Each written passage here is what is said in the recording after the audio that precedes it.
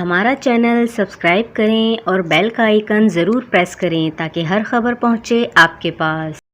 اور یہاں آپ کو ہم خبر سے آگاہ کرتے چلیں کہ پاکستان کی وفاقی حکومت نے ریاست اور اداروں کے خلاف عوام کو اکسانے اور بے بنیاد الزامات لگانے کے الزام میں عمران خان، شاہ محمود قریشی اور دیگر رہنماؤں کے خلاف کارروائی کے لیے FIA کو باضابطہ طور پر ہدایات جاری کر دی ہیں۔ وزیر اعظم شہباز شریف کی زیر صدارت لاہور میں ہونے والے اجلاس میں تشکیل پانے والی آئینی و غیر قانونی ماہرین کی کمیٹی کی سفارش پر وزارت داخلہ کی جانب سے FIA کو باضابطہ طور پر ہدایات جاری کر دی گئی ہیں۔ اس حوالے سے FIA کو مسلح افواج کی جانب سے حکومت کو کی گئی درخواست سے بھی آگاہ کر دیا گیا ہے۔ حکومتی ذرائع نے بتایا ہے کہ اس حوالے سے FIA کے اختیارات میں اضافے کے لیے اقدامات بھی تیز کر دیے گئے ہیں۔ کابینہ سے منظوری کے بعد FIA ایکٹ کو جلد از جلد پارلیمنٹ میں لا کر قانون کا حصہ بنانے یا آرڈیننس جاری کرنے پر بھی غور ہو رہا ہے، جس کے بعد سوشل میڈیا سمیت اجتماعات میں حکومت ریاستی اداروں اور شخصیات کے خلاف الزامات و پروپیگنڈا کے ذریعے عوام کو اکسانے کے جرم میں FIA کو تعزیرات پاکستان کی سیکشن 505 کے تحت کارروائی کا اختیار مل جائے گا۔